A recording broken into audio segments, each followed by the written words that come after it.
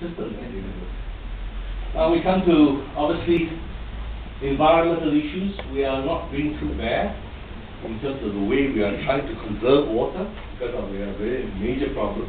And we've done pretty well, I would say. We're trying to get to the level of Amsterdam very soon, all right, for water. And this is where all our water goes: toilets and bathing, high usage, and it comes to water issues, etc. So when you're in the bath, think carefully as well. Don't start singing in the bathroom and showering. That's not very good. I know you all want to be. So, climate change. I like this wonderful thing that NUS fights climate change. I'm totally against this. I told the students, this is totally wrong. Climate change is not our enemy. We are the enemy. So we should be saying we are fighting climate change as well. Climate change is the enemy. Who is creating climate change? We. It's like the Hong Kong, the Hong Kong, I guess, what's that, was all the Hong Kong was saying, oh, we've got so much pollution and it's all coming from China. The Chinese are the ones that are creating the smog and pollution in Hong Kong. We got to do something. And our friend says, hello, 90% of the industry is owned by Hong Kong, it's all right. Everybody quiet. So you can say the same thing, point your accusing a finger. But who is the culprit? We. It's not a very good thing. Yeah, here you are, air conditioning and refrigerators are the biggest culprits of climate change. So that's why we have laws now. You need basically a green leaf label to buy an air conditioner and a refrigerator. If you don't have that, it won't be sold in Singapore. Because these are the two biggest generators of carbon dioxide emissions. And Singapore, unfortunately, your lights are very bright here. But this is the kind of smog in Singapore that you see over Singapore. The yellow kind of haze. So we're not as, our air is not as clean, because I have statistics from the Japanese scientists that we are the second highest in terms of carbon dioxide, carbon monoxide, sulfur dioxide in Asia per capita. Very high rates actually of all these areas. So we're not as great as this. The carbon emissions per person, you look at that, we're very high. Share of global total per capita emissions, so we are actually very high. All right. Per capita, obviously, if you take the gross, we're not, because we're a small population, but that doesn't mean that you should absolve ourselves, because we are basically major culprits in this whole issue. And obviously, the best way to move around will be by public transport. These are the most efficient. The number of people you can carry, that's the worst. You go by car, because of the amount of oil you have to use to get across one person in a car. And all of you that have cars, better put your cars at home and learn to take the MRT here. MRT. I drive a BMW.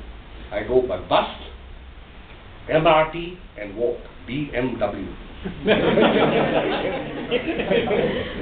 And so you should all do the same thing, BMW. Tell your guys, I work on a BMW system. Bus, MRT, and walk. All right.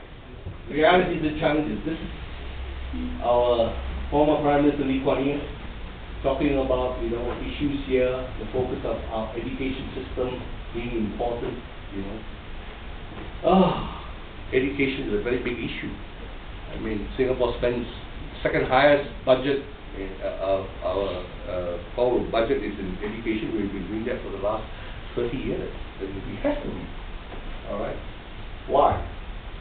Well, because if you look at the World Bank report, all right, this is what countries in the world, when you take the total net value worth of a country, only 5% comes from natural capital. 18% from produced capital, meaning your infrastructure, roads, but 77% comes from brain power. And when you look at the figures, you can see where the developing world lies and where the developed world lies. This is the basic issue.